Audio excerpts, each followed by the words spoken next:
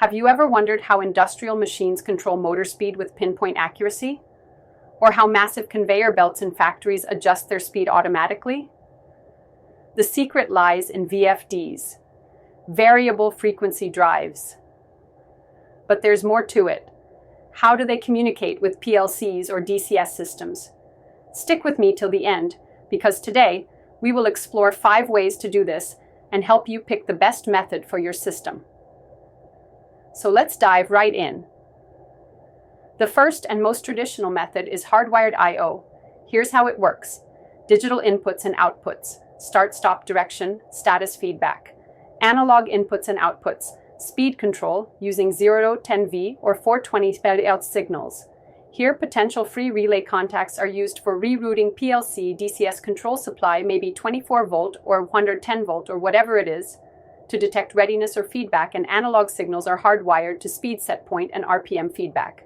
Advantages are simple, reliable, and widely supported. But limited data exchange, extensive wiring, and difficult to scale. While this works for small-scale systems, modern automation demands more efficiency. So, let's move to the next method.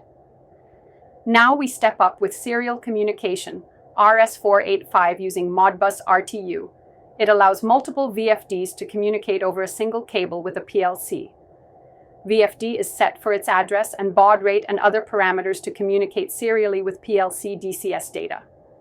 This serial bus is extended to additional VFDs.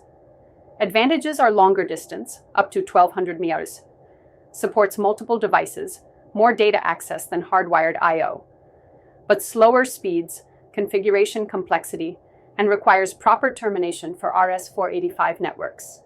Once cable fails, all VFDs stop communicating. RS485 is great for basic multi-device networks, but let's look at more powerful Fieldbus options. Industrial Fieldbus protocols like Profibus DeviceNet and Canopen bring more structured communication. Data exchange is faster, more reliable, and supports advanced diagnostics. Each VFD gets a unique address and communicates seamlessly. More efficient than RS485, works with large industrial networks.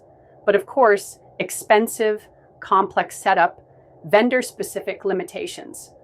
Fieldbus systems are great for automation, but what if you need even more speed, scalability, and remote diagnostics features? Well, let's talk about Ethernet-based communication. Welcome to the future of VFD communication, Ethernet-based protocols, Ethernet IP, Rockwell, mostly used in Allen Bradley PLCs. PROFINET, Siemens, common in European automation systems. Modbus TCP IP, open source and widely adopted. Advantages are high-speed data exchange, remote diagnostics, scalable for Industry 4.0, but requires managed Ethernet switches, higher initial cost. Ethernet connectivity is the backbone of smart factories and IIoT, Industrial Internet of Things. But is there something even more advanced? Yes. Let's explore wireless technology. The latest trend in VFD communication is wireless connectivity using Wi-Fi, Bluetooth, and 5G. Wi-Fi Bluetooth allows local configuration and control via mobile apps. 5G cloud connectivity enables remote monitoring and predictive maintenance. It eliminates cabling, real-time remote access, scalable for IIoT. But security risks, potential wireless interference, not suitable for time-critical applications. So, which method is the best for VFD communication? For modern automation, Ethernet-based connectivity, PROFINET, Ethernet IP, Modbus TCP, is the clear winner. It offers high speed, advanced diagnostics, and Industry 4.0 readiness. However, if you need remote monitoring, wireless technologies like 5G and IIoT are shaping the future of industrial control. That wraps up today's video. Which method do you use in your system?